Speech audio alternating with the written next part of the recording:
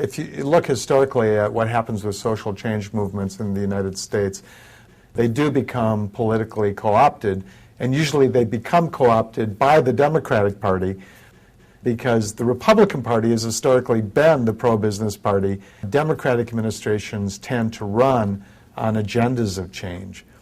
But once these politicians are elected to office, they tend to be, whether they're Republicans or Democrats, responsive to the interests that got them there, whether they're Barack Obama or Democratic or Republican legislators.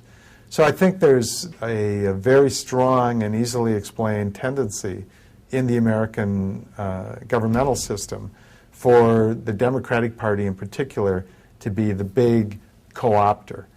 Well, basically we have, the U.S. ruling class has a wonderful ideal system for itself. They have two corporate parties. One is the Republican Party that is most brazen about defending corporate interests. The other one is the Democratic Party, which has the same corporate backers, or oftentimes the same corporate backers, and sometimes different corporate backers than the Republicans. But when Plan A isn't working out, they just usher in Plan B.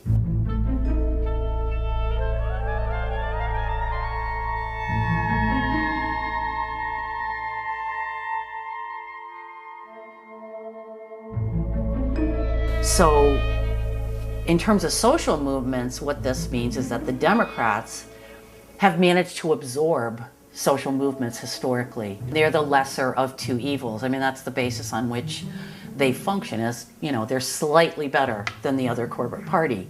The fact is that the lesser of the so-called, this so-called lesser of the evil is still evil.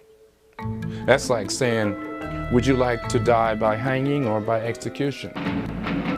Our response should be, I choose not to die at all. The word liberal, as far as I'm concerned, is like Brother Malcolm said, you had your foxes and your wolves. And the liberals are the foxes. And in this case, the so-called conservatives or the Republicans are the wolves. But they both want to devour you. They both want to devour you, to eat you, to disenfranchise you. That's what it's all about.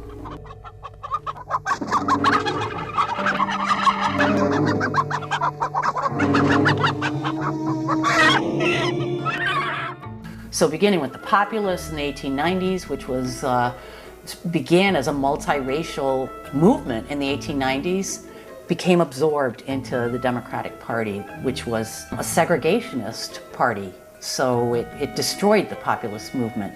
In the 1930s, the union movement became completely absorbed into the Democratic Party. And what that meant is that, great, when Roosevelt wants to grant reforms, it helps workers. When Roosevelt decides to turn on the working class, it hurts the workers' movement and leaves the workers' movement politically powerless to fight back against it because they're loyal to Roosevelt. So that's historically the role that the Democratic Party has played and unfortunately continues to play at this point. Well, the Obama phenomenon represents an incredible desire among the majority of people in the United States and really worldwide, because Obama inspired governments and peoples all over the world. So it represents the pent-up frustrations with the last 30, 40 years, with the neoliberal counter-revolution and the deep-seated sentiment and desire for change, for fundamental change, social, economic, political, cultural change. And so there was a groundswell in support of Obama representing those sentiments and those desires for change. And ruling groups, the bigwigs within the Democratic Party, on Wall Street and the big financial institutions and transnational corporations, the wealthy, said, whoa, we can't deal with a groundswell from below. We need to we need to control the groundswell from below. Tonight, an extraordinary conversation with three foreign policy giants. Former Secretary of State Henry Kissinger, former National Security Advisor Brent Scowcroft, and former National Security Advisor Zbigniew Brzezinski. I interviewed them in New York yesterday evening at an event organized by the Center for Strategic and International Studies. The conversation took place at the Rainbow Room, high above Rockefeller Center, here in New York. The political awakening that is happening worldwide is a major challenge for America, because it means that the world is much more restless, it's stirring, it has aspirations which are not easily satisfied. And if America is to lead, it has to relate itself somehow to these new, lively, intense political aspirations which make our age so different from even the recent past. But he can give a new impetus to American foreign policy, partly because the reception of him is so extraordinary around the world. I think his task will be to develop an overall strategy for America in this period when really a new world order can be created. It's a great opportunity. It isn't just a crisis.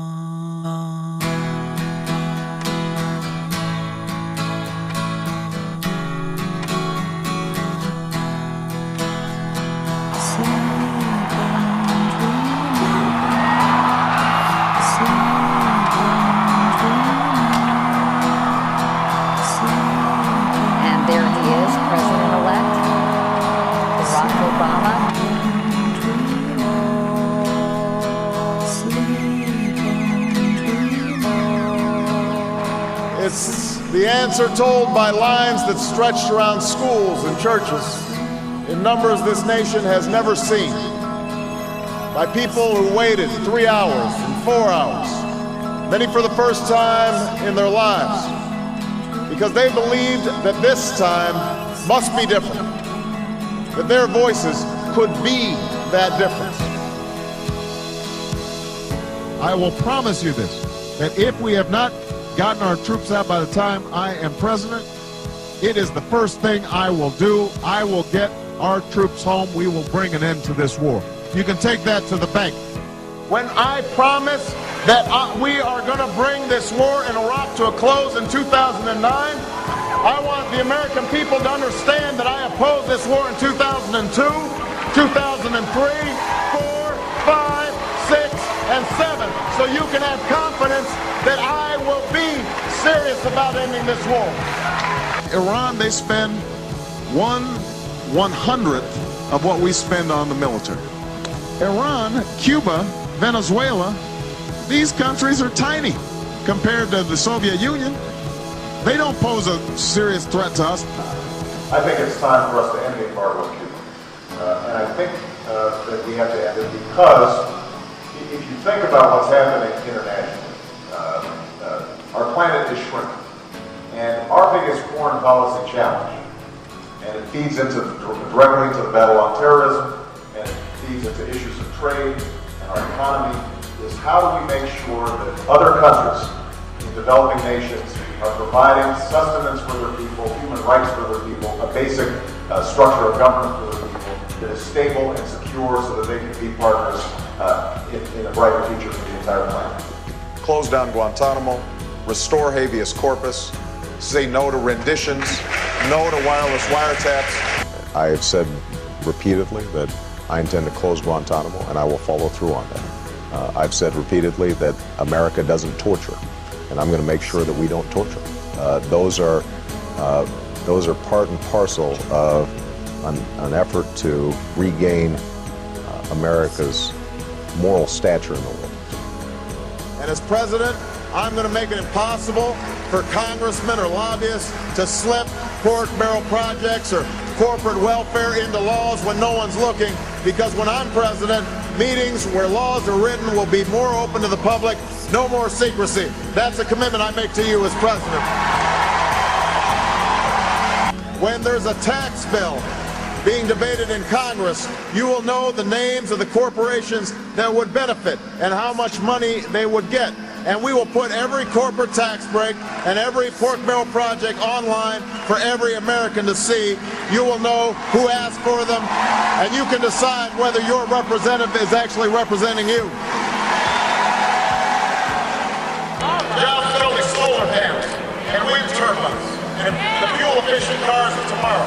Jobs that will help us end our dependence on foreign oil and save the planet in the process. Rebuilding our crumbling roads and schools and bridges, laying broadband to rural communities for everybody so the businesses can walk into those rural communities. Setting up a new electricity grid so we can get renewable energy to the population centers here in Indiana and across America. It's time to build American infrastructure for the 21st century. Tired, worn-out old theory that says we should give more to billionaires and big corporations and hope that prosperity trickles down on everybody else.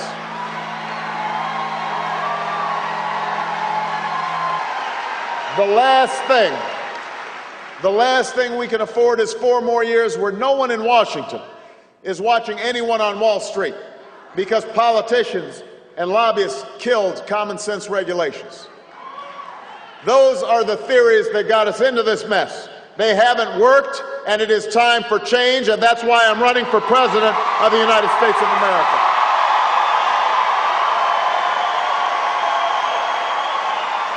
Bail out Wall Street banks. As president, I will ensure the financial rescue plan helps stop foreclosures and protects your money instead of enriching CEOs.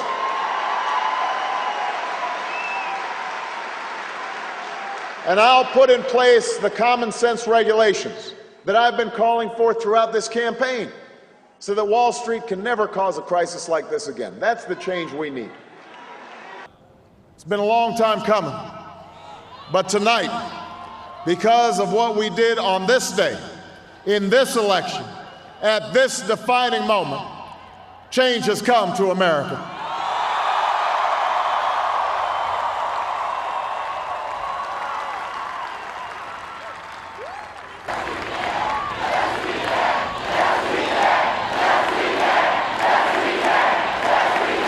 It is absolutely true that NAFTA was a mistake. A senior member of the Obama campaign called the Canadian government within the last month to say that when Senator Obama talks about opting out of the free trade deal, the Canadian government shouldn't worry. The operative said it's just campaign rhetoric and don't take it seriously. Campaign officials called the U.S. ambassador to Canada and say, don't worry, it's just campaign rhetoric about NAFTA. The Canadian government put out a statement indicating that this was just not true. So I don't know who the sources. It wasn't true.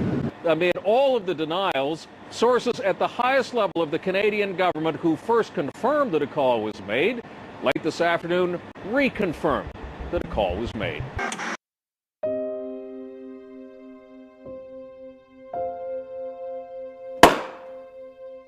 How in the world are we going to speak about democracy when a tiny portion of society controls the financial and the material resources of society? How can you have a democratic system? For instance, the United States is the best example. If 1 or 2 or 3% of the population has the vast majority of wealth in society, how can you have a democracy? Because economic power is translated into political influence. That's been a lesson throughout history. So in the United States, the mechanism is that the wealthy and the powerful are able to finance electoral campaigns. If you want to be a viable candidate in any major election in the United States, you need vast resources. You need millions and millions of dollars. The last elections, how many hundreds of millions of dollars were spent by each candidate in the last presidential elections. And unless you're independently wealthy, like Ross Perot, and you have your own hundreds of millions of dollars to invest, you need to turn to those in society that can supply these resources. You need to turn to the wealthy and the powerful. And that means that you subordinate your program to the needs of the wealthy and the powerful. That's the particular mechanism in the United States. But wherever we look in the world, we see that economic power translates into political influence.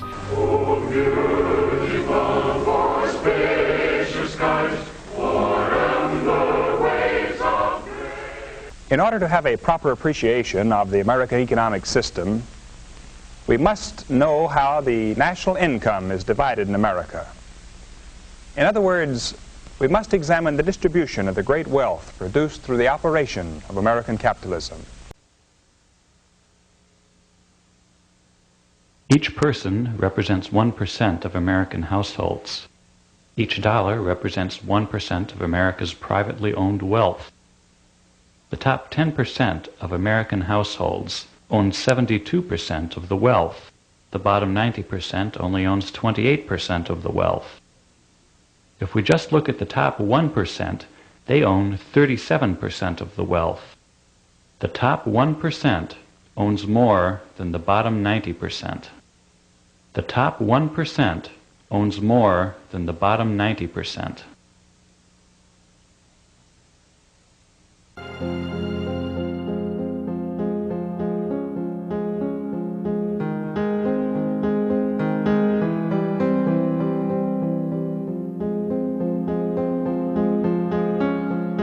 The plutocracy, those very wealthy people, those one, it's about 0.04, one fraction of 1%. It's less than 1%. When you hear, oh, the top 1% owns 40%, it's less than 1%. It's about 145,000 individuals. They make up this super rich class.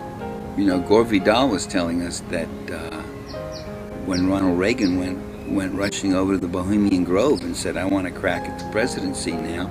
I'm governor of California, it's my time. They said, no, Ronnie, you got to wait. It's 1972, that's going to be tricky dick. Richard Nixon, he stepped back. He wasn't going to take on the power of the wealth. He's serving that power. Mr. Reagan is for freedom, and he is for the people. When people talk about the rich in this country, they really don't seem to have any idea how rich the rich really are. The very top is that fraction I just said of 1%. That's where it goes off the charts. The analogy is that if we could represent our income and wealth by playing blocks, children's playing blocks, each block represents $1,000, most of us would have a pile that would go up maybe anywhere from 6 to 10 or 15 feet at most. But for that top super rich, this is Heilbronner's analogy, the piles of blocks would go up many times over the Eiffel Tower, many times higher than the Eiffel Tower. It would go out of sight.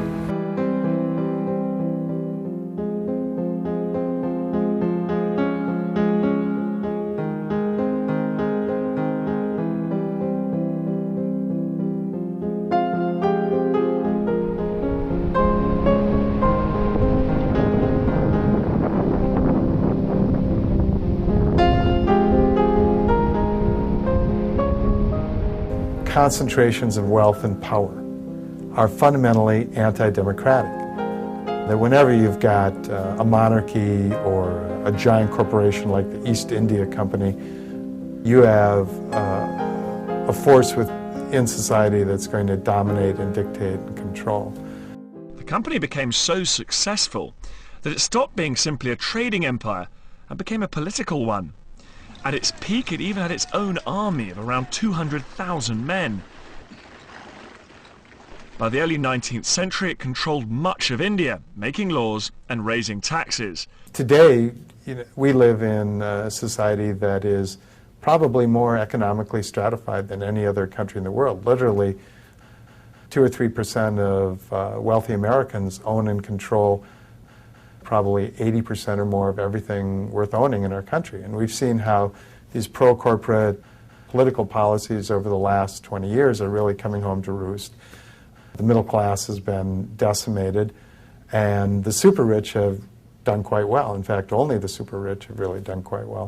Fundamentally, I think the problem here is that we have this system in the United States of politics that is beholden to private money. And even a candidate like Barack Obama, who campaigned as a change agent and actually did get a record number of contributions from small, average Americans, managed at the same time to get a record amount in contributions from the biggest interests out there, the insurance industry and Wall Street in particular. And when your political system depends on who can pour the most money into essentially TV propaganda, TV ads, and that's really the biggest determinant in the race. Can you hire the best marketers and PR people and advertisers, and can you raise enough money to really run a campaign that's going to overwhelm the airwaves? If you can do that, your odds of winning are probably about 4 or 5 to 1. As to him being a phenomenon, The only phenomenon that Obama was the creation and manipulation of the media. He was a brand, the Obama brand. He was a creation and continues to be a creation / manipulation of the corporate media. Let us be honest about that. Hope, how dare that word be used and distorted the way the Obama brand has used it and distorted it. The advertising industry gives a prize every year for the best marketing campaign of the year. 2008, they gave it to the Obama campaign, who beat out commercial competitors. The idea is we market candidates the same way we market toothpaste or lifestyle drugs or automobiles. Of course, it helps to have a lot of money. And in fact, Obama greatly outspent McCain, and not because of popular contributions. It came mostly from financial industries. He was their candidate. And his policies will presumably respond to his constituency.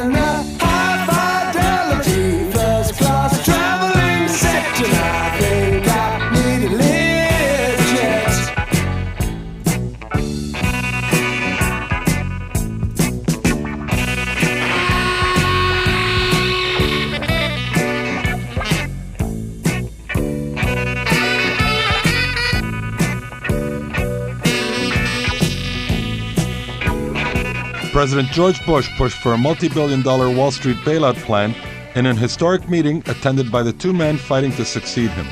In a joint statement from the McCain and Obama campaigns, they both agreed that the Bush administration proposal is flawed, but would work together to find a solution.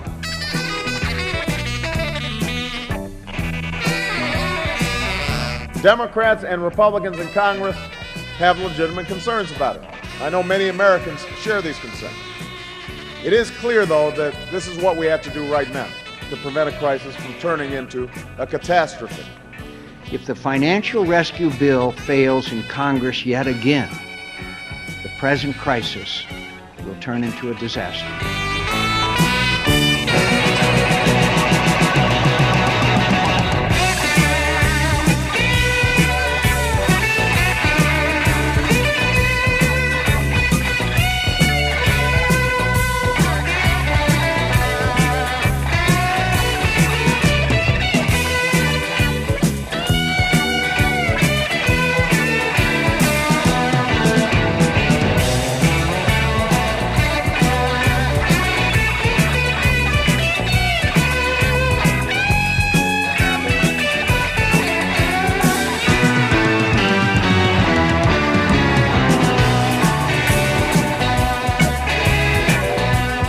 There's no need whatsoever for the bailout. They should and it's not a bailout, it's a giveaway, and it's a giveaway that'll create a new kleptocracy of billionaires. Of course you have to protect people's savings in the banks. Of course you even have to protect the money market funds, but you don't have to protect all of this money at the very top of the pyramid, because all this money that is being protected are other people's debts. But this is weapons of mass destruction in Iraq all over again. Yes. panic the people, make them think there's an emergency. There's no emergency at all. This is a once-in-a-century ripoff. And you can only do this kind of thing under emergency conditions, usually with the kind of bloodshed you saw when Pinochet introduced free markets at gunpoint in Chile. And by the federal government, I mean Republicans and Democrats working together. And the only thing dumber than a Republican or a Democrat is when these pricks work together.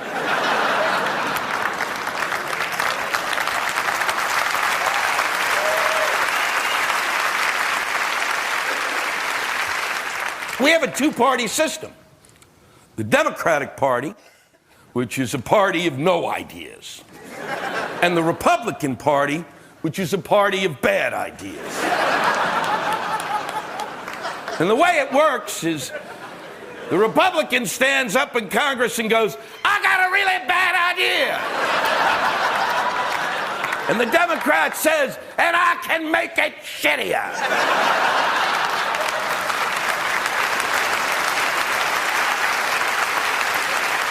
This bill does not deal with the absurdity of having the fox guarding the henhouse. I have a hard time understanding why we are giving $700 billion to the Secretary of the Treasury, who was the former CEO of Goldman Sachs, who, along with other financial institutions, actually got us into this problem. If there's so much money available, how come it's not being spent to create jobs for millions of jobless people? And why do we continue hearing that the country's in a recovery?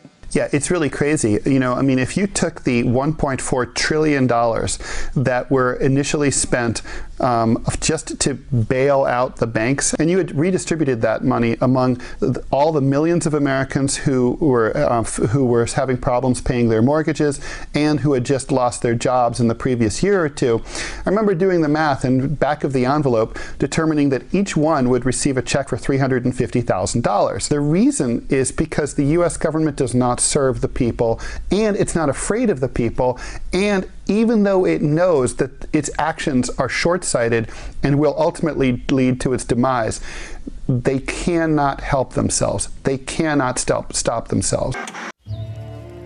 To manage wealth requires keen insight, the heart and focus of the hunter, and the understanding that wealth is not about money, but the possibilities it creates. Just as volatility may produce turbulence, there may also be dazzling moments when lightning strikes. Introducing Goldman Sachs Wealth Management.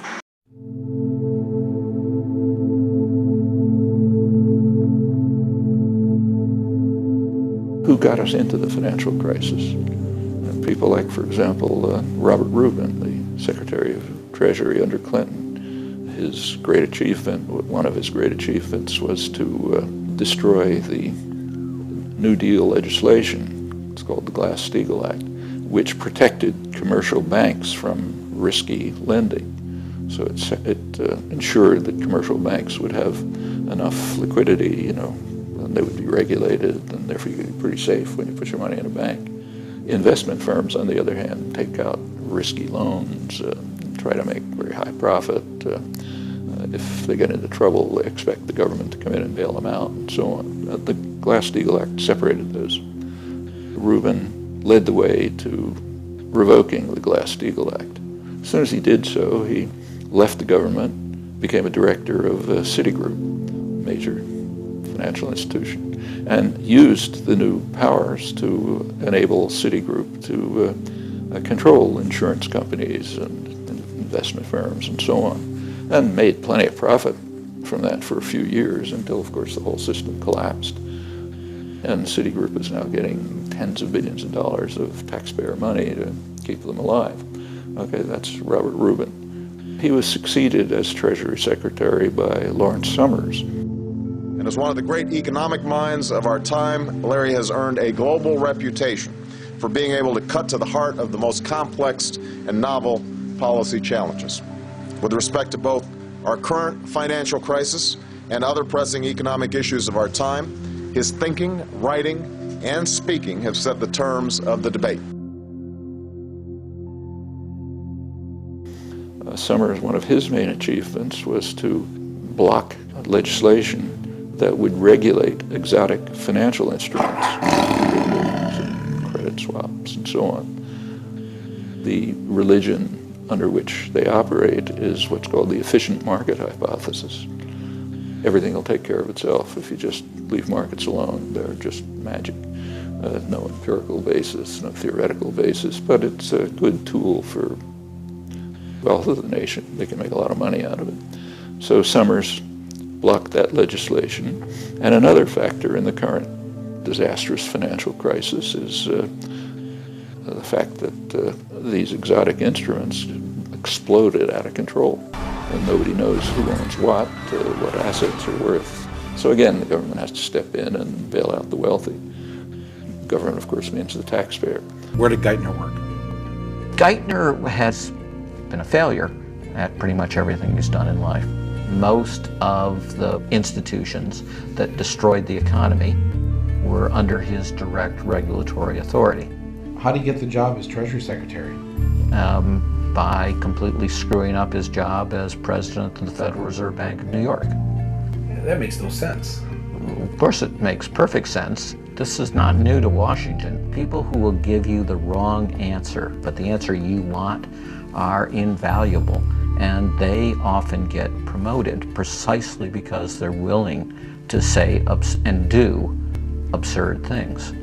Tim Geithner offers not just extensive experience shaping economic policy and managing financial markets, he also has an unparalleled understanding of our current economic crisis in all of its depth, complexity, and urgency.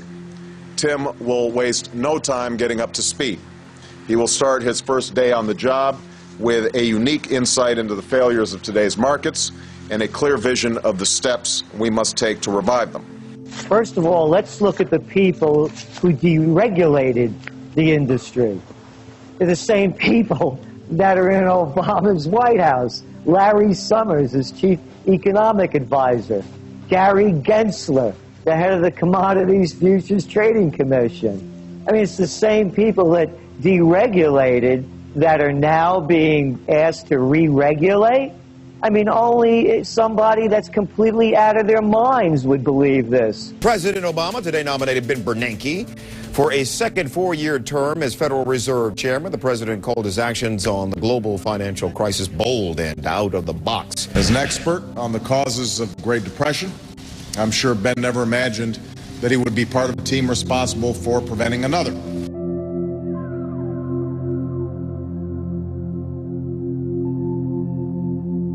Wall Street's wealthy and powerful are back to indulging. Pampering at the La Prairie Spa at the Ritz-Carlton involves wearing decadent hors d'oeuvres, cream costing more than $700 for less than 4 ounces, while the caviar facial costs more than $300. Ruins turning hundreds of homes into shattered garbage.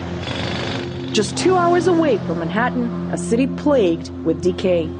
This is Camden, the most broke town in the U.S., with up to 35% of families living in poverty. A $175 hamburger served up at the Wall Street Burger Shop. 10 ounces of Kobe beef, seared foie gras, aged Gruyere cheese, and... This is kind of where all the value lies. This is a white truffle as well as a black truffle.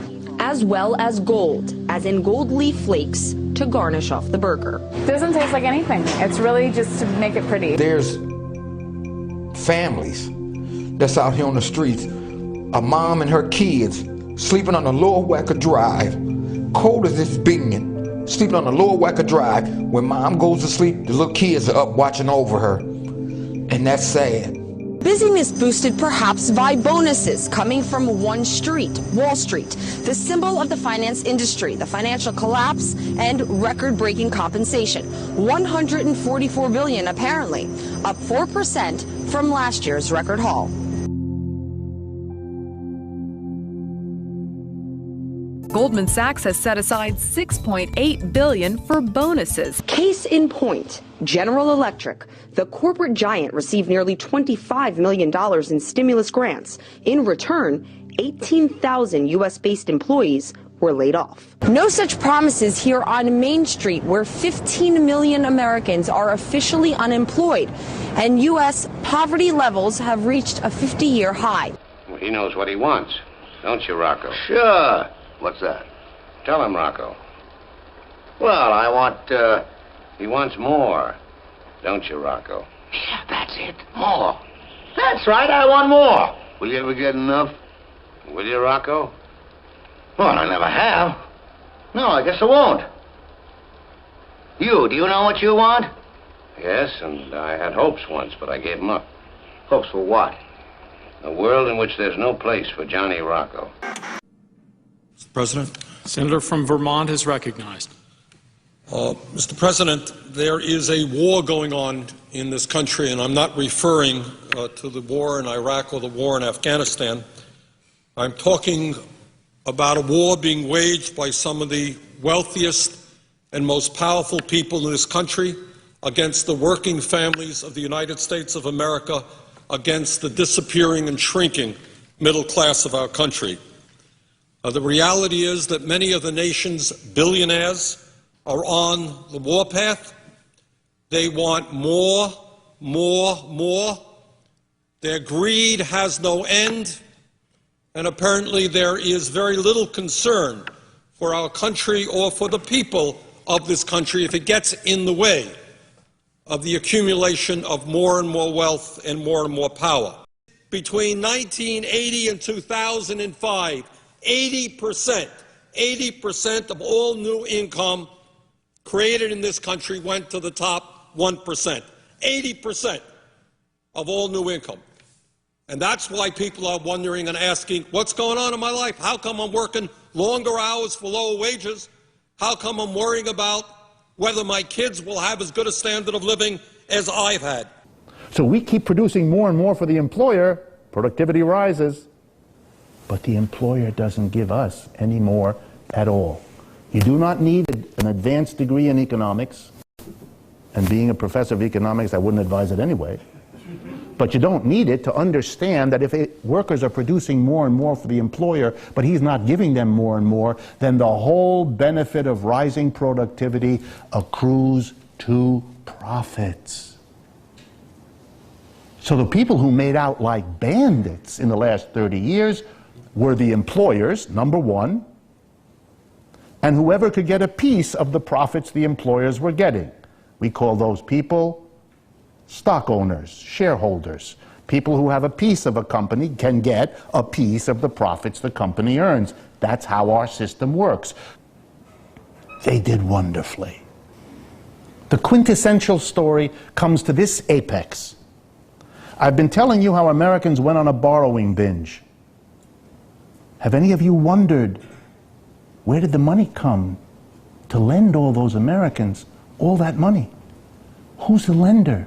What's the source of the money? And if you understand what I'm about to tell you, you'll understand in a nutshell the remarkable quality of our society over the last 30 years.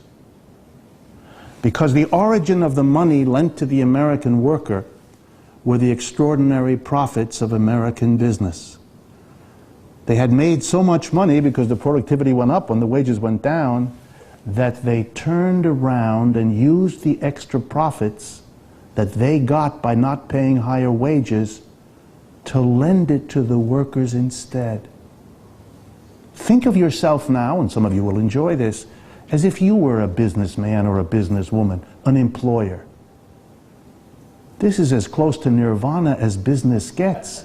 Instead of paying your workers higher wages over time as they work harder and better for you, you don't.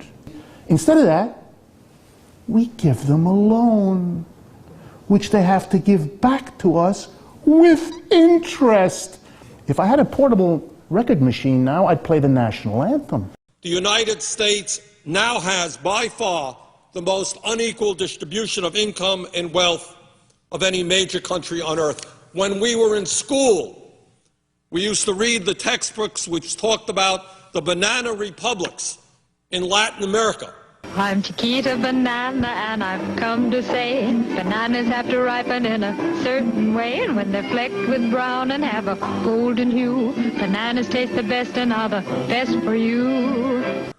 We used to read the books about countries in which a handful of people owned and controlled most of the wealth of those countries. Well, guess what? That's exactly what is happening in the United States today. So I am sure that in a little while my friends are going to come down to the floor and say, we're very concerned about the deficit, we're very concerned about the national debt, but you know what we're more concerned about? Giving huge tax breaks to the wealthiest people in this country. But, Mr. President, the tax issue is just one part of what some of our wealthy friends want to see happen in this country. The reality is that many of these folks want to bring the United States back to where we were in the 1920s. And they want to do their best to eliminate all traces of social legislation which working families fought tooth and nail to develop to bring a modicum of stability and security to their lives. There are people out there, not all, but there are some who want to privatize or completely eliminate Social Security. They want to privatize or cut back substantially on Medicare. Yeah, if you're 75 years of age and you have no money, good luck to you getting your health insurance at an affordable cost from a private insurance company. I am just sure there are all kinds of private insurance companies out there just delighted to take care of low-income seniors who are struggling with cancer or another disease. Mr. President, furthermore, there are corporate leaders out there and many members of Congress who not only want to continue, they want to expand our disastrous trade policies. My wife and I went shopping the other day, started our Christmas shopping. And we looked, and virtually every product that was out there in the store, consumer products, was China, China, and China. We seem to be a country in which we have a 51st state named China, which is producing virtually all of the products that we as Americans consume.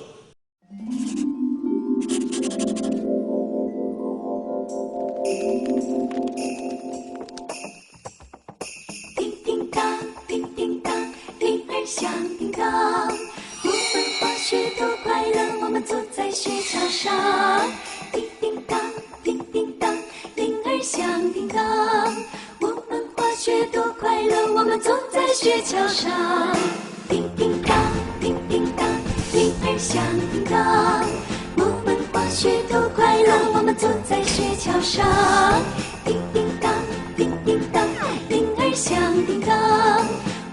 滑雪多快乐，我们坐在雪橇上，冲破大风雪，我们坐在雪橇上，奔驰过田野，欢笑又歌唱，人声响叮当，一人精神多欢畅，今晚滑雪真快乐，把滑雪歌儿唱。Our trade policy has resulted in the loss of millions of good-paying jobs as large corporations and CEOs have said, why do I want to reinvest in America when I can go to countries where people are paid 50 cents, 75 cents an hour? That's what I'm going to do. To heck with the working people of this country. Workers in other parts of the world were cheaper. Modern telecommunications made it possible to coordinate with your managers all over the world as quickly as it used to be to walk down the hall and talk to your manager at the end of the corridor. And so America moved production out of the United States, massively. A little statistic again, because economists are expected to throw statistics. I don't want to do too much, but a little, just so you remember that I am an economist. 60% of the goods coming into the United States from China are produced by subsidiaries of American corporations. There's a great temptation in this country to talk about the Chinese, Yes, it's Chinese workers who make them, but 60% of what comes in here is produced by American subsidiaries, American companies that are employing Chinese workers in China because they're a hell of a lot cheaper than American workers here. So not only are we saddled with this disastrous trade policy, there are people who actually want to expand it. Now, one of the things that we're going to see going on is that while we struggle with a record-breaking deficit and a large national debt caused by the wars in Iraq and Afghanistan, caused by tax breaks for the wealthy, caused by an unpaid-for Medicare Part D prescription drug program, caused by the Wall Street bailout, driving up the deficit, driving up the national debt. Then some people can say, oh, my goodness, we got all of those expenses, and then we got to give tax breaks to millionaires and billionaires, but we want to balance the budget. Gee, how are we going to do that? Well, obviously, we know how they're going to do that. We're going to cut back on health care. We're going to cut back on education. We're going to cut back on child care. We're going to cut back on Pell programs. We just don't have enough money for working families and their needs. We're going to cut back on food stamps. We're surely not going to expand unemployment compensation. We got a higher priority, Mr. President. We have got to give tax breaks to billionaires. I mean, that's what this whole place is about, isn't it? They fund the campaigns. They get what's due them.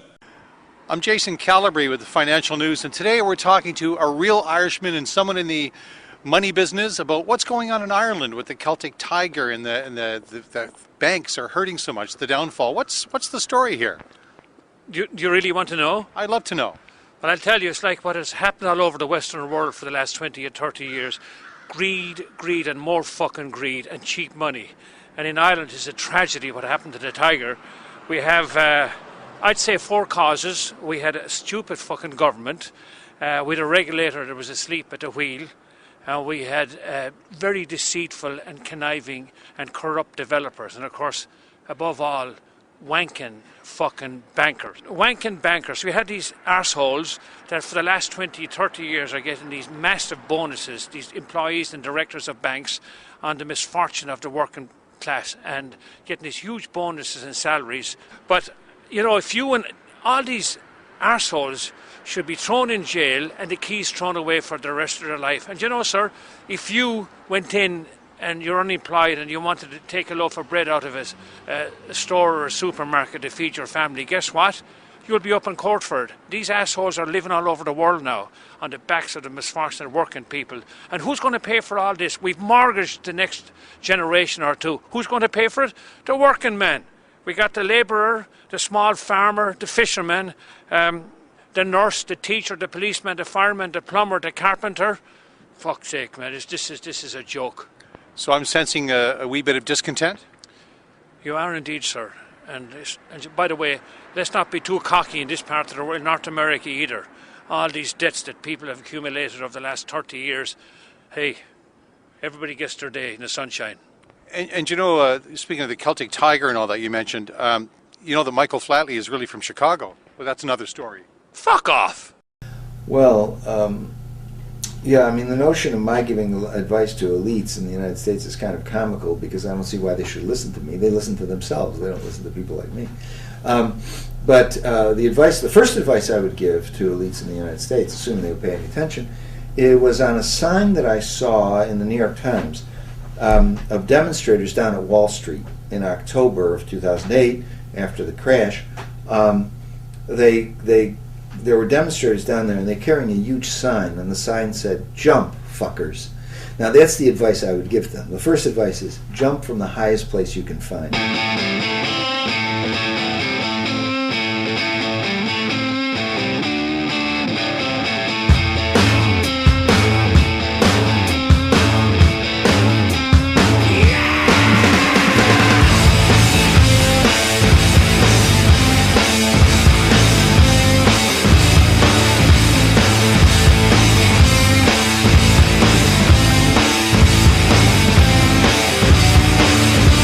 The world is my expression.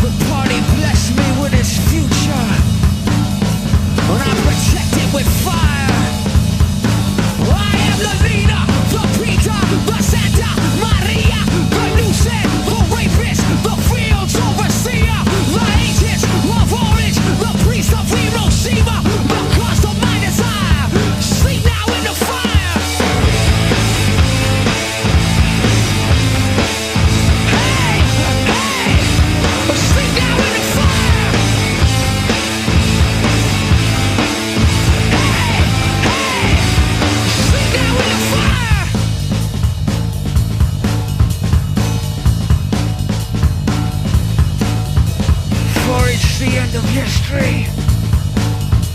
It's caged and frozen still. There is no other pill to take. So swallow the one that made you ill. Maria, the Vita, La Santa Maria, the Luce, the rapist, the fields overseer, the agents of orange, the priest of Hiroshima, the cause of my desire to sleep now in the fire.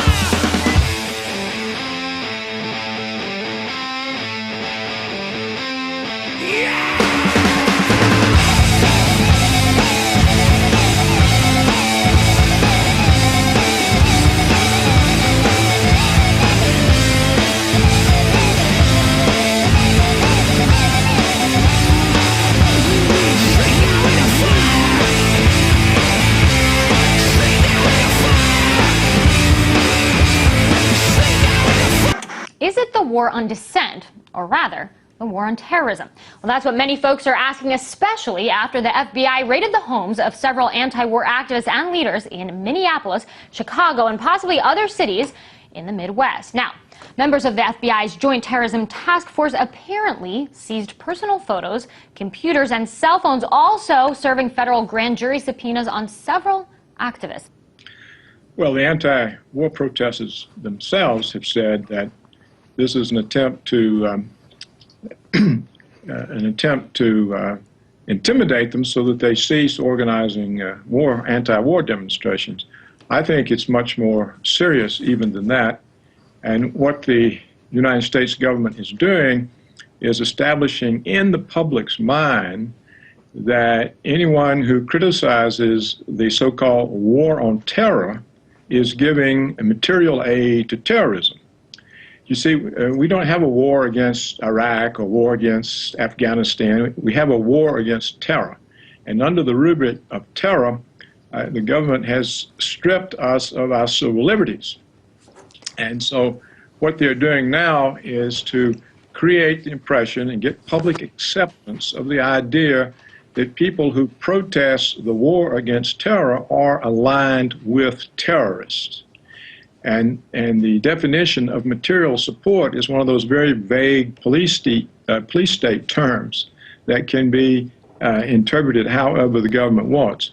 Well, President Obama signed the controversial $858 billion tax cut legislation into law Friday. At least a quarter of the tax savings under the deal will go to the wealthiest 1% of the population. The only group that'll see its taxes increase are the nation's lowest paid workers. The only group that'll see its taxes increase are the nation's lowest paid workers. The only group that'll see its taxes increase are the nation's lowest paid workers. At the same time that this tax bill was passed, which will increase taxes on the working poor and decrease, of course, at the highest level, the wealthiest Americans, link the war with spending on the war with what we're spending on people at home and dealing with poverty here. Well, you know, this became a very prominent theme that Martin Luther King beat home, especially in the last years of his life during the Vietnam War, that especially because we're going into debt. I mean, we're building a kind of debt peonage system, which is used then as an excuse to go after wage earners, to go after systems like Social Security. I mean, one of the most pernicious things that Obama did in this tax bill was reduce contributions to Social Security, because, of course, that's next on the target, as well as raise the deficit by $700 to $900 billion. And what's terrifying about movements like the Tea Party is that they provide a kind of emotional consistency, and of course that undercurrent of racism towards undocumented workers, towards Muslims, is very much part of the language of that pernicious right wing, but it embraces all things military, as if somehow the military is not part of government. It's an irrational political policy. You know, they want to get government off their backs, but everybody wants to extend unemployment benefits, Social Security, Medicare, and of course not touch the big, you know, the force that is draining hollowing the country out from the inside, which is the military-industrial complex, 50% of all discretionary spending. And so as these deficits, we've now racked up the largest deficits in human history, and as these deficits are ratcheted upwards, and there is an inability to question the self-destructive quality of the armament industry, then it's taken out on the backs of the working class. Our working class is already in tremendous financial straits, and the middle class. The incoming House Banking Committee Chair, Spencer Baucus, said in Washington the view is that the banks are to be regulated. My view is that Washington and the regulators are there to serve the banks. Well, that's pretty much been the policy since Bill Clinton. Your assessment of President Obama? A disaster. A poster child for the bankruptcy of the liberal class. Somebody who, like Clinton, is a self-identified liberal, who speaks in the traditional language of liberalism, but has made war against the core values of liberalism, which is a concern for those people outside the narrow power elite. The tragedy, if tragedy is the right word, is that Obama, who made this Faustian bargain with corporate interests in order to gain power, has now been crumpled up and thrown away by these interests. They don't need him anymore. He functioned as a brand after the disastrous 8 years of George Bush. And what we are watching is an even more craven attempt on the part of the White House to cater to the forces that are literally destroying the United States. Are reconfiguring this country into a form of neo-feudalism. 54% of U.S. federal tax dollars go into the military. 19% is just paying off the interest on old wars that are over and we're not fighting anymore. So what the United States is all about is about invading other countries and exerting foreign military power, whether it's through military bases, of which nobody even knows how many there are. If you call the Pentagon, they can't tell you if it's 700, 800, 900, or 1,000 bases. They don't know how many people they have under arms. Somewhere between 2 and 3.5 million, directly or indirectly, using mercenaries. I mean, it's a crazy, monolithic, Roman-style empire. In his book, Dreams from My Father, Obama refers to the job he took after he graduated from Columbia in 1983. He describes his employer as, and I quote, a consulting house to multinational corporations, unquote. For some reason, he doesn't say who his employer was or what he did there. The employer was Business International Corporation, which has a long history of providing cover for the CIA with covert action and infiltrating unions and the left. I know this because it was especially active in my own country, Australia. Obama doesn't say what he did at Business International, and there may be absolutely nothing sinister, but it seems worthy of inquiry and debate as a clue to perhaps who the man is. Thank you. Thank you very, very, very much. This is a very loud welcome from a group that's supposed to be silent warriors. Mr. President, it is a great honor and pleasure to welcome you to the CIA. Here is the 45th President of the United States having stacked his government with warmongers and corporate fraudsters and polluters from the Bush and Clinton eras, promising not only more of the same, but a whole new war in Pakistan, justified by the murderous cliches of Hillary Clinton, cliches like high-value targets.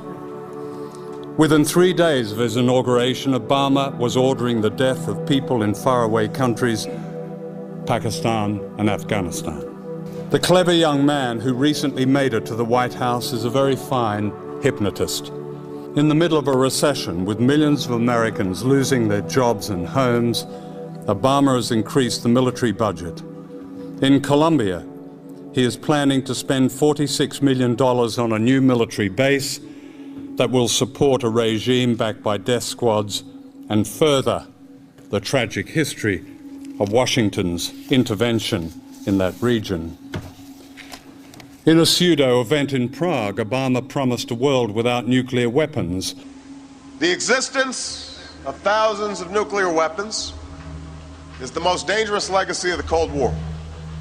To a global audience mostly unaware that America is building new tactical nuclear weapons designed to blur the distinction between nuclear and conventional war. But I think the real tragedy is that Obama, the brand, appears to have crippled or absorbed much of the anti-war movement, the peace movement. The Out of Iraq caucus is out of action. Its members can't even come up with a form of words of why they are silent. On March the 21st, a demonstration at the Pentagon by the once mighty United for Peace and Justice drew only a few thousand. The outgoing president of UPJ, Leslie Kagan, says her people aren't turning up because, and I quote, "It's enough for many of them that Obama has a plan to end the war and that things are moving in the right direction." The Jonas brothers are here. They're out there somewhere. Sasha and Malia are huge fans, but boys don't get any ideas. I have 2 words for you: Predator drones. You will never see it coming.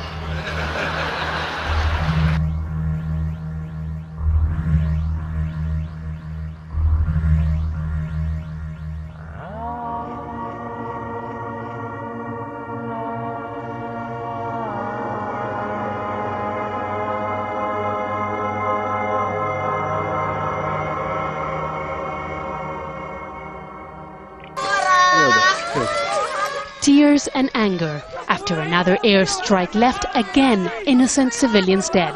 This time around, the attack took place in Garuch, a remote village in the Lagman province that was attacked by coalition forces for the 4th time in the past year. These people show us the clothes of those who died. "I lost everything," says this woman. "I lost my husband and my 2 sons. What have I done wrong? There is nothing left for me except these orphans." Days after the attack, the villagers are still collecting the body parts, and children cry, fearing that the bombs will come again. The people in the village say they're tired of the bombs and of seeing their children die. There is no Al-Qaeda here, no Taliban, they say. Shortly after the attack, demonstrations in Lagman called the Americans to leave their country. Human rights organizations say nearly 700 civilians were killed in operations by foreign and Afghan forces against the militants until October last year. I've said that we need to increase the size of our military, which politically, if it got to the floor, probably would pass. But there, as you know, a whole bunch of folks on the left who think that that is a waste of money. I think it's important for us to do.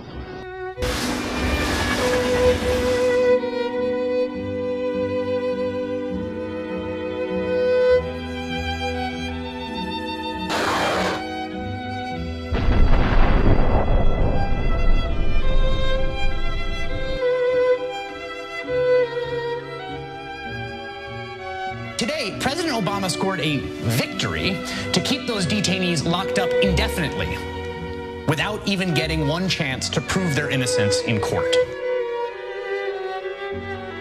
We also learned the Obama administration will continue the Bush policy of extraordinary rendition, the practice of sending terror suspects to prisons in third-party countries for interrogation. The cell was about 3 feet wide, 6 feet deep, and about 7 feet high. It was my home for 10 months and 10 days. Whenever I heard the guards coming to open my door, I would just, think this is it for me. That would be my last day.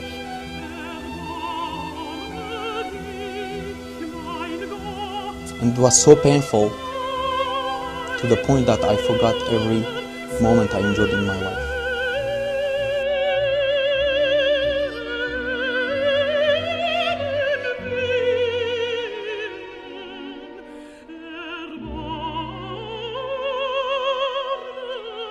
The real picture of Omar Khadr, which has been revealed in the last few months as the contents of U.S. government documents have been disclosed for the first time, is that of a frightened, wounded, 15-year-old boy.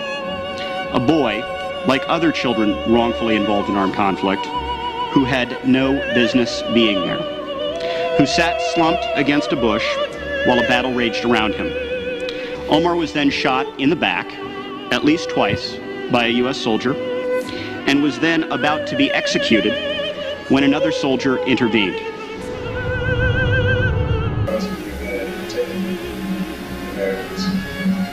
Americans telling all the Americans? Everything is miraculous. There's no rains. I'm just saying that because I'm approaching me very bad in my room. So I have to say what you said. Don't care about me, that's well, I do care about you, but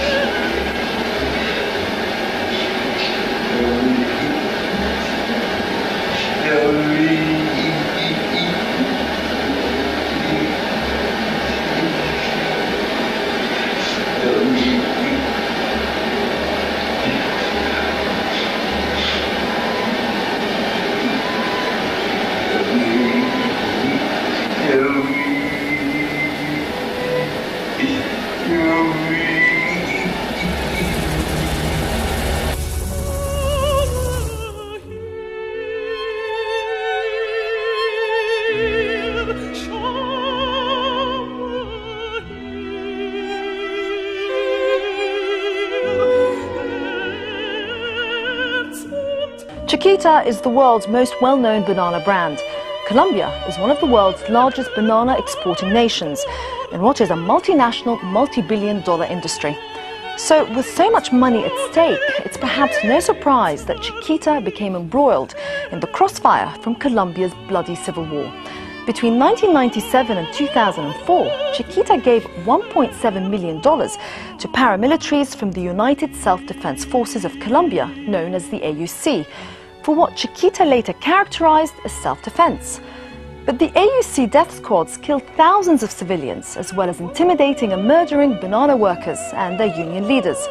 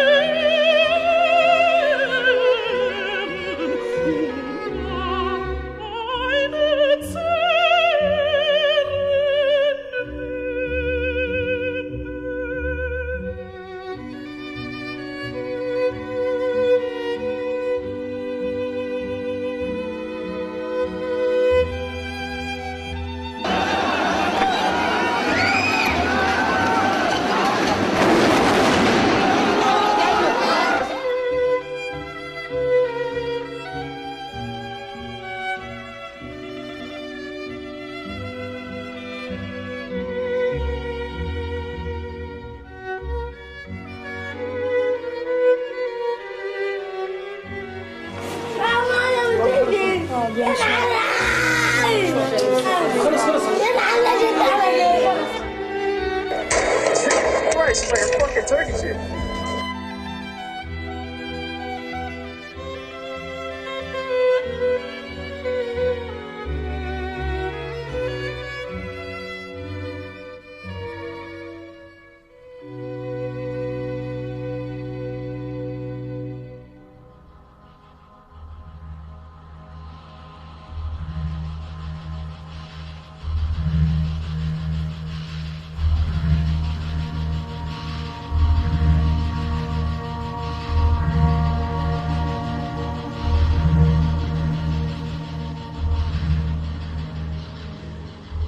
Well, first of all, look at the controversies that Democrats and progressives were so vocal about during the Bush years. They objected vehemently over the Bush administration's wiretapping of American citizens without any court warrants or judicial oversight. They objected when the Bush administration put not American citizens but foreign nationals into cages at Guantanamo merely on the say-so of the president that these people were terrorists. Here you're talking about the worst elements of those policies, but even more extreme. You're talking about American citizens not being merely wiretapped by the president with no oversight, but murdered, assassinated, killed, based solely on the unchecked say-so of the president. And I think what really has to be emphasized is look at how many times over the past decade that the administration, first the Bush administration and the Obama administration, has accused people of being terrorists, the worst of the worst, and it turned out that they were completely wrong. Hundreds of people who were at Guantanamo ended up being released because there was no evidence of wrongdoing. Ever since the Supreme Court in 2008 granted habeas corpus rights to detainees, 33 out of 39 Guantanamo detainees who brought their cases before a court were ordered released by federal judges on the grounds that there was no evidence to justify the accusations against them. So there are few things more dangerous than allowing the executive branch to label people terrorists and treat them accordingly.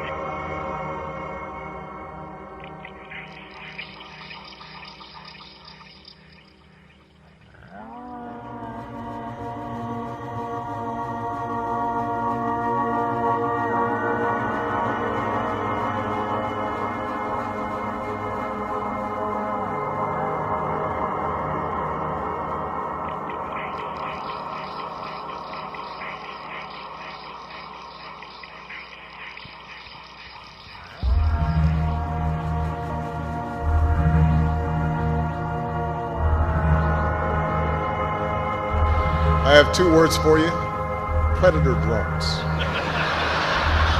You will never see it coming.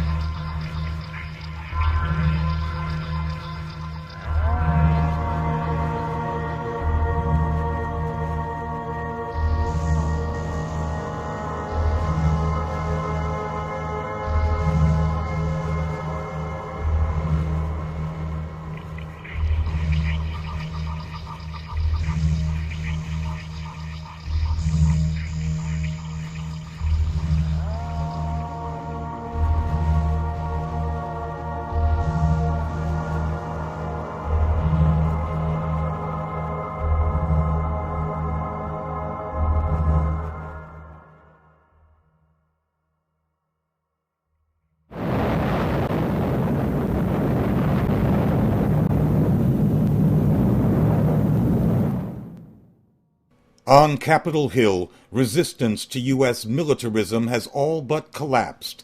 With no opposition whatsoever in the Senate and only 48 nay votes in the House, the Congress last week passed the biggest military budget since the end of World War II.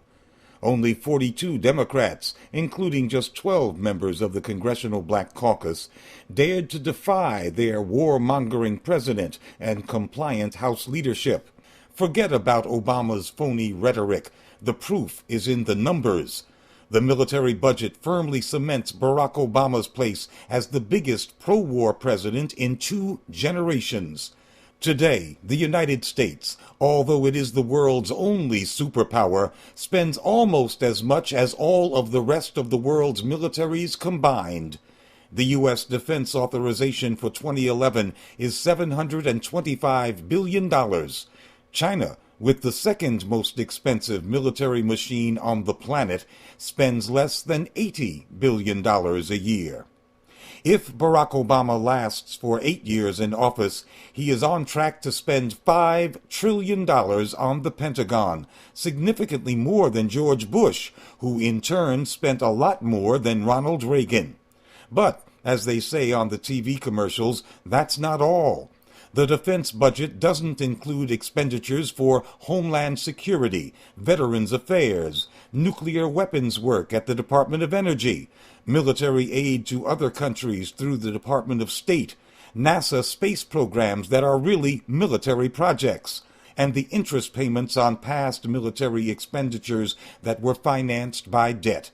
Inclusion of those hidden costs of war would bring military-related spending to well over $1 trillion a year and rising all the time.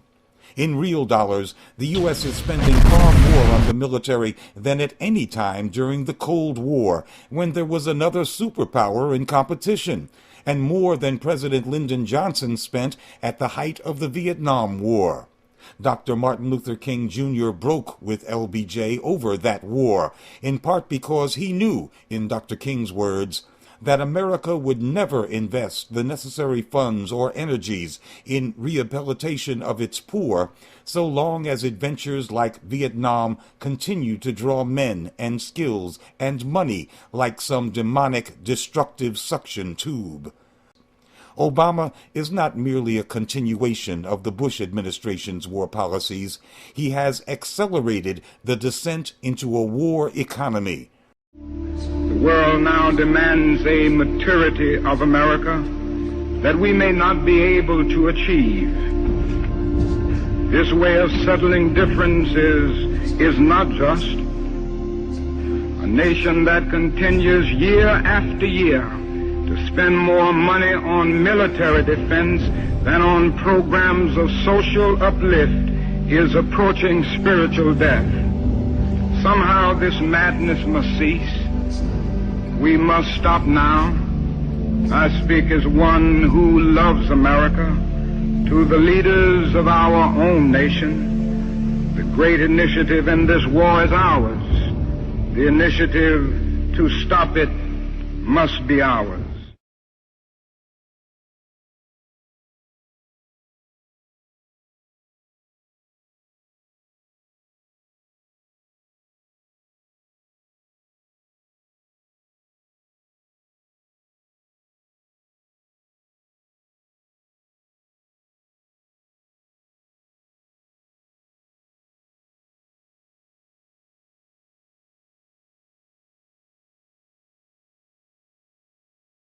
Is this what you meant when you wrote that every one of this country's primary institutions is anti-democratic in spirit, design, and operation? It is. That's a strong statement. Every one of the country's primary institutions, meaning?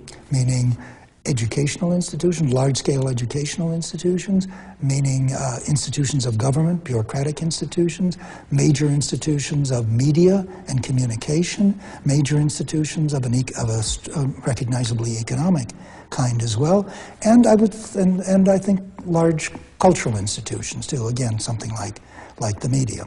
Is anti-democratic, meaning? Meaning that two things. One, hierarchical. They're all hierarchical structures, and hierarchy means inequality, of power. Secondly, I think they're fundamentally elitist in character, which is to say that each of them involves a definition of who should lead or control that institution based upon criteria which can only be met by a relatively few. So it becomes a way of excluding. And that means anti-democratic. You do not consult the people. You do not involve the people. The basic idea of liberal democracy is that the only economy that's consonant with liberal democracy is capitalism.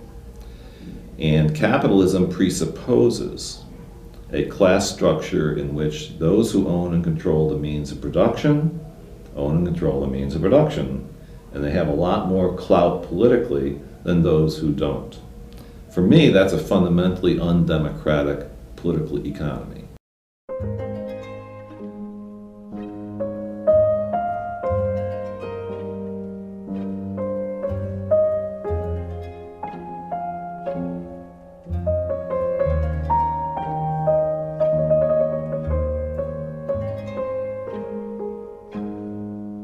So for me, democratic capitalism is a contradiction in terms. For me, the only system of social relationships that's consonant with democracy is a high level of economic independence and economic equality. Because without economic independence, if I'm dependent for somebody else for what I have access to live, might be a nice guy, might employ me, but I'm weak relative to him. I'm powerless relative to him. And he's got the hammer on me. And I damn well better satisfy and please him, or I'm in trouble. And I'm in trouble at the level of necessity, okay, of living and dying. And certainly not living well, but maybe not living at all. So for me, socialist democracy or democratic socialism is in fact the only coherent mix of political democracy and social economic equality that adds up in my mind to something that looks like democracy. So I argue that capitalist democracy is in fact a sham. It's never going to be a real democracy because it can't. And the only real democracy, at least then theoretically, is a socialist democracy. What you immediately run into if you make that argument, how about Russia? What about Stalin? What about Pol Pot? I mean, what about they drag out all these horror stories of societies that have purportedly tried socialist democracy. And my answer to that, and my short answer to that, is there's very little in those societies that I would credit as in any way socialist or democratic. Okay. In the Soviet Union, it wasn't the people who owned and controlled the means of production, it was the state. The continuous, consistent growth of centralized power in our society. People think of Ronald Reagan as an opponent of state power and as someone who wanted to get government off our backs. I would like to take the lead in taking government off the backs of the American people and turning you loose to do what I know you can do. But actually, one of the legacies of the Reagan era is a stronger state, a state that doesn't do as much in terms of regulation of the economy as the states growing out of the New Deal, Fair Deal kind of tradition, but a state which, in terms of defense, in terms of the protection of American interests abroad, in areas such as the advancement of technology or the law and order state, all of those involve extensions of national power. Is this for better or worse? I think it's for worse. I think it's for worse because it's been accompanied, as we know, by an incredible amount of apathy on the part of the American electorate in terms of the simple fact of voting. It is a less alert, a less involved electorate at the national level. You say in your book that the story of the United States is drawing to a close, and you call the U.S. a zombie empire. And especially in the light of the recent elections, when we see Republicans again enjoying their power, it really feels like a circle. Republican, Democrats, Republicans, Democrats. Where will that change come from that you talk about? Well, it's certainly not going to come within the existing system. What we're seeing now that you just referred to, this flip-flopping, the two parties are so close together on the overall ideological framework from left to right that there's not enough differentiation. So big swaths of the population don't feel represented at all, which is why our voter turnout is among the lowest in the industrialized world. The change is not going to come from the D's and the R's, the Democrats and the Republicans, and the fact that people are constantly just voting against the party in power is a symptom of that. People are frustrated. The message they're sending is not, right now, we support the Republicans, nor was it in 2008, we support the Democrats. The message is, we hate them both, so we're voting no. The story of the United States government as the 20th century invading, bullying, imperialistic, economic and political empire, that is coming to a close. It is unhealthy for us, and it's obviously terrible for the world. The suspicion about elections is extrapolating from the environment in which we function, an environment in which elections are a joke, an environment in which, Sarah Palin's hairdresser earns more than McCain's foreign policy advisor.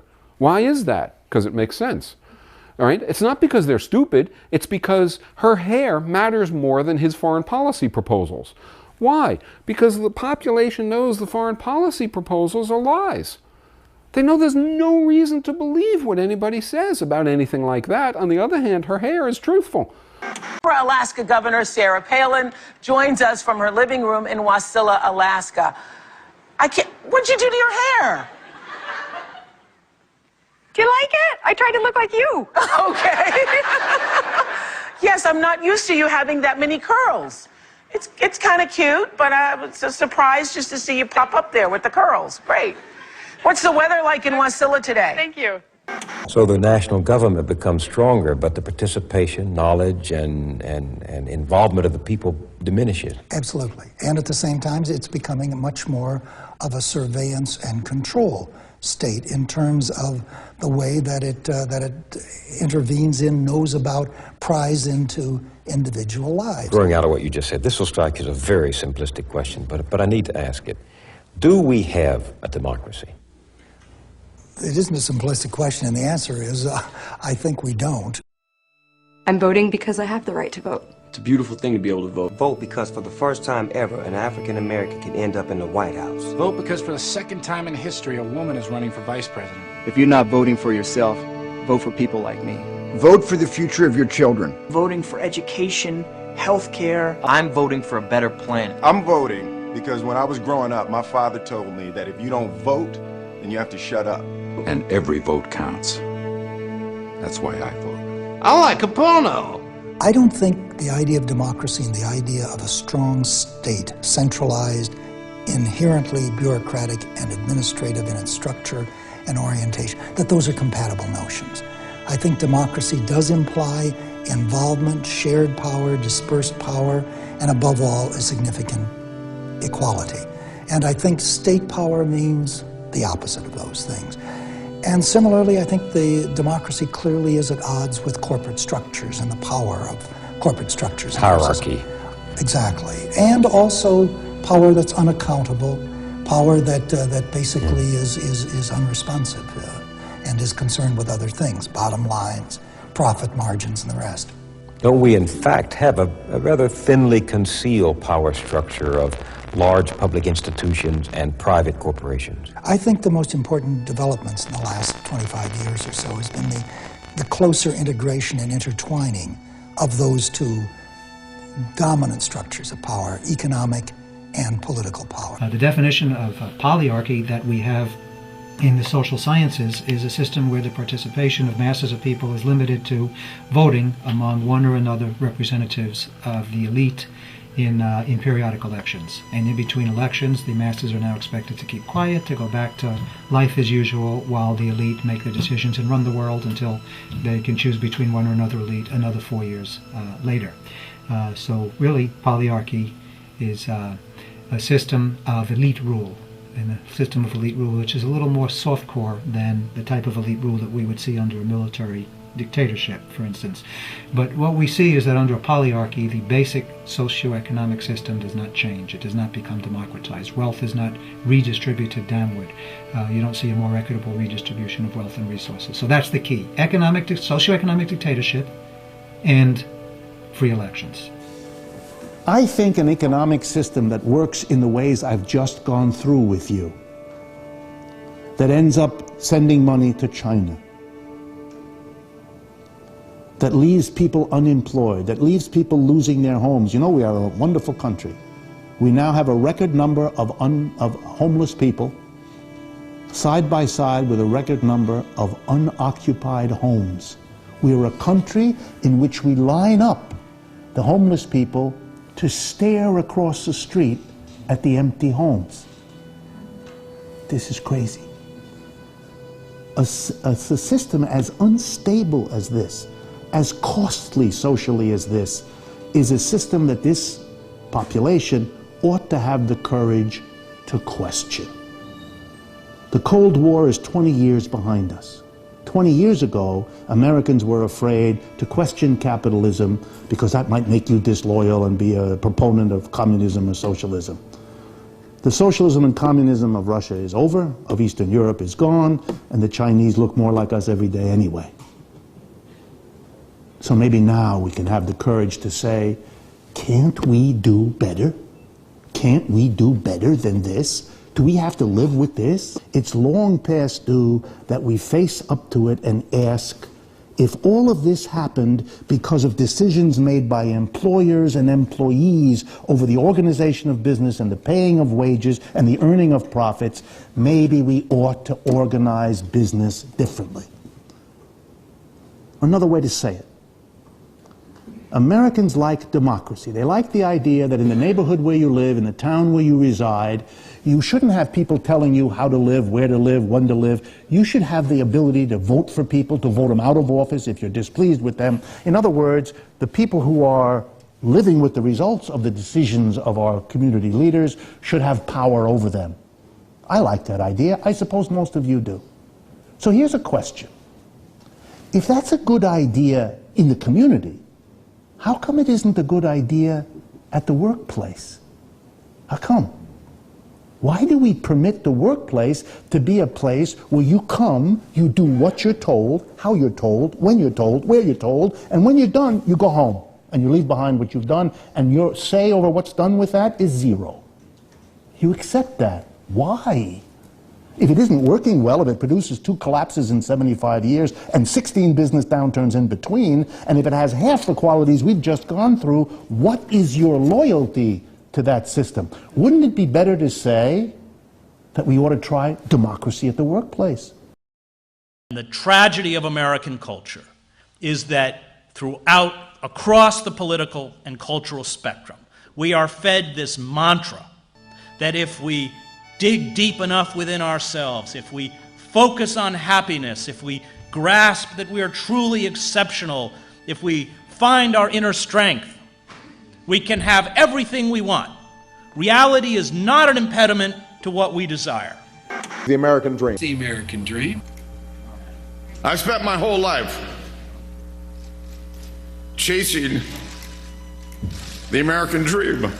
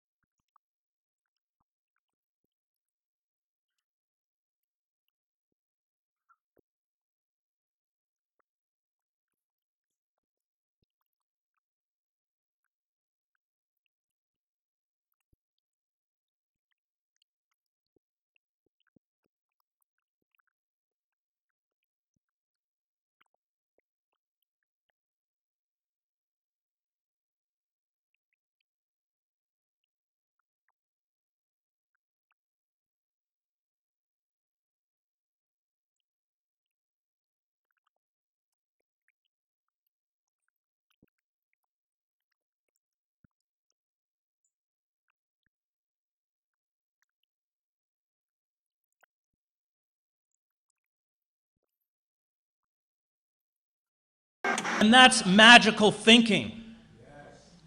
And it is rammed down our throats. Oprah does it every week. Give you this veto, but how about if we give each person in your audience the brand new, totally redesigned 2012 Volkswagen Beetle?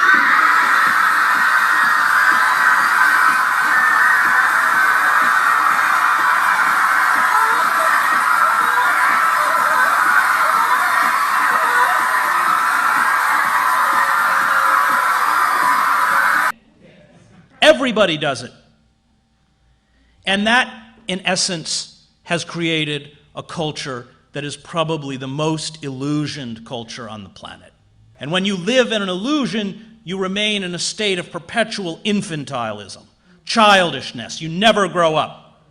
And now that gap is opening between the illusion of who we think we are and where we're going, and the reality. I don't have any problem with going to vote. That's a process that at most takes 1 or 2 hours. That's all people do, and they think they've finished. Voting is such a minor part of beginning to reform and reshape our society. Look, I will not vote for Democrat. I was in there the last election voting for members of the Revolutionary Socialist Party. I didn't even know who they were. I don't care.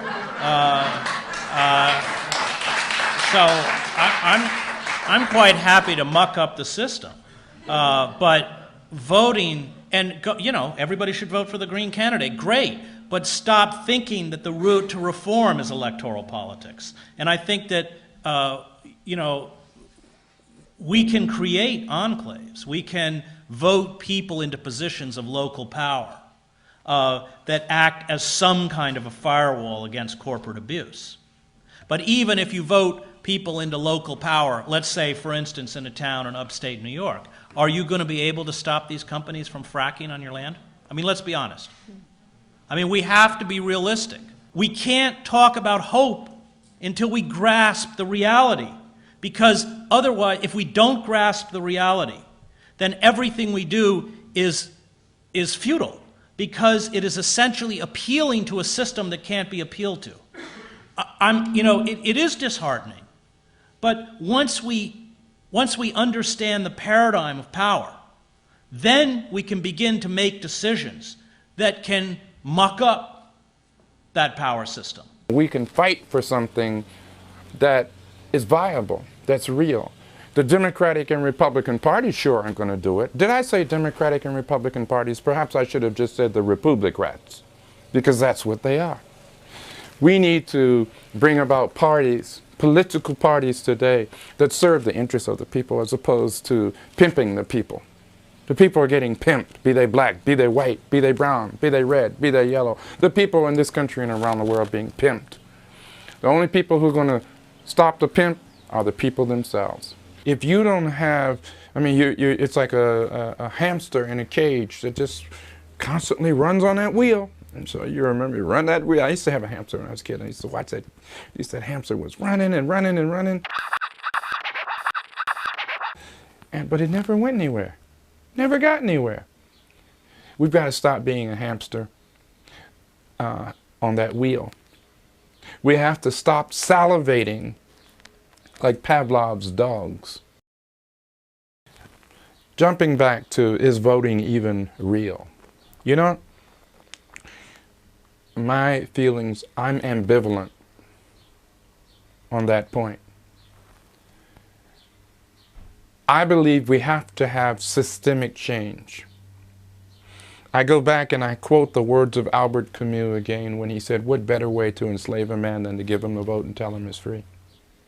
We need to be creative of our own. I think that's up to us as a people as to what we're going to do or what we're not going to do. I'm hopeful. I'm very hopeful. And I was hopeful before Barack Obama was even born. And you translate that hope into action. Yes, a lot of good people mobilized for Obama. But what did they demand of him? Working to elect a Democratic presidential candidate may seem like activism, but it isn't. Activism doesn't give up. Activism doesn't fall silent. One of my favorite quotations is from Milan Kundera. The struggle of people against power is the struggle of memory against forgetting. We should never forget that the primary goal of great power is to distract and limit our natural desire for social justice and equity and real democracy. And that brings us back here to the United States, because I believe something is stirring in this country. Look at the polls. More than 2/3 of Americans say the government should care for those who cannot care for themselves. 64% would pay higher taxes to guarantee health care for everyone. 60% are favourable towards unions. 70% want nuclear disarmament. 72% want the US completely out of Iraq, and so on and so on. Ordinary Americans for too long have been misrepresented by stereotypes that are contemptuous. The progressive attitudes of the public are seldom reported in the media because they're not ignorant, they're subversive.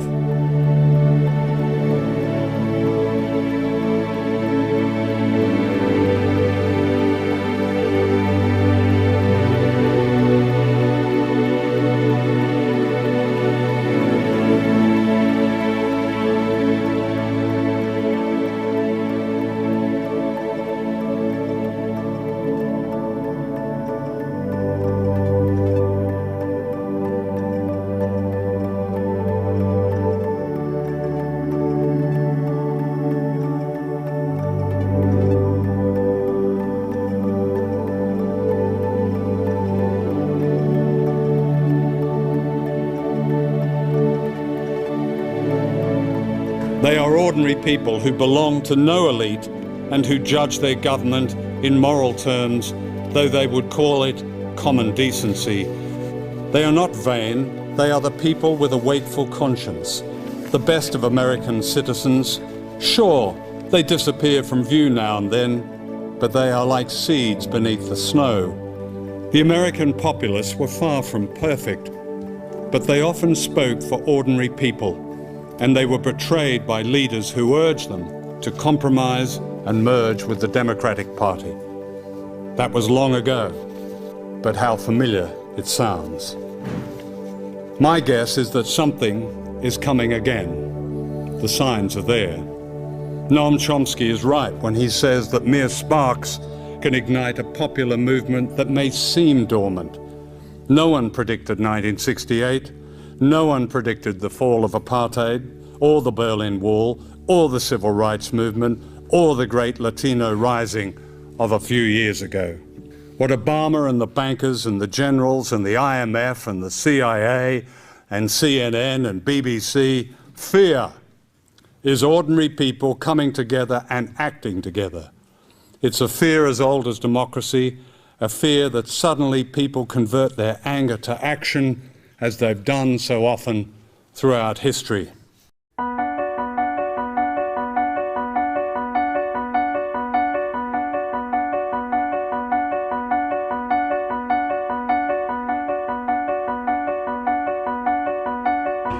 Hope will only come now when we physically defy the violence of the state.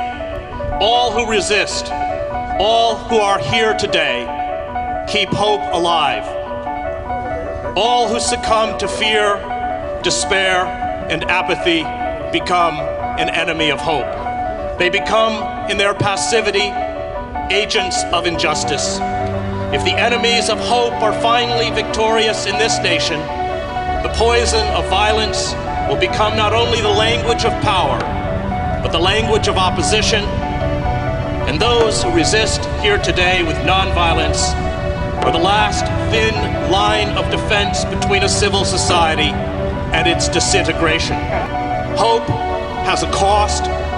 Hope is not comfortable or easy. Hope requires personal risk. It is not about the right attitude or peace of mind. Hope is action. Hope is doing something. The more futile, the more useless, the more irrelevant and incomprehensible an act of rebellion is, the vaster and more potent hope becomes. Hope knows that an injustice visited on our neighbor is an injustice visited on all of us. Hope posits that people are drawn to the good by the good. This is the secret of hope's power. Hope demands for others what we demand for ourselves. Hope does not separate us from them. Hope sees in our enemy our own face. Hope is not for the practical and the sophisticated, the cynics and the complacent, the defeated and the fearful. Hope is what the corporate state, which saturates our airwaves with lies, seeks to obliterate. Hope is what this corporate state is determined to crush. Be afraid, they tell us. Surrender your liberties to us so we can make the world safe from terror. Don't resist. Embrace the alienation of our cheerful conformity. Buy our products. Without them, you are worthless. Become our brands. Do not look up from your electronic hallucinations, no. Above all, do not think. Obey. The powerful do not understand hope. Hope is not part of their vocabulary. They speak in the cold, dead words of national security, global markets, electoral strategy, staying on message, image, and money. The powerful protect their own. They divide the world into the damned and the blessed, the patriots and the enemy, the privileged and the weak. They insist that extinguishing lives in foreign wars or in our prison complexes is a form of human progress. They cannot see that the suffering of a child in Kandahar or a child in the blighted urban pocket of our nation's capital diminishes and impoverishes us all. They are deaf, dumb, and blind to hope. Those addicted to power, enthralled by self-exaltation, cannot decipher the words of hope any more than most of us can decipher hieroglyphics. Hope to Wall Street bankers and politicians, to the masters of war and commerce, is not practical. It is gibberish. It means nothing. And this is because they kneel before the idols of greed and money. If we resist and carry out acts, no matter how small, of open defiance, hope will not be extinguished. If all we accomplish today is to assure a grieving mother in Baghdad or Afghanistan, a young man or woman crippled physically and emotionally by the hammer blows of war, that he or she is not alone, our act will be successful. But hope cannot be sustained if it cannot be seen. Any act of rebellion, any physical defiance of those who make war, of those who perpetuate corporate greed and are responsible for state crimes, anything that seeks to draw the good to the good, nourishes our souls, and holds out the possibility that we can touch and transform the souls of others. Hope affirms that which we must affirm. Defenseless under the night, our world in stupor lies, yet dotted everywhere, ironic points of light flash out, wherever the just exchange their messages. May I, composed like them of eros and of dust, beleaguered by the same negation and despair, show an affirming flame.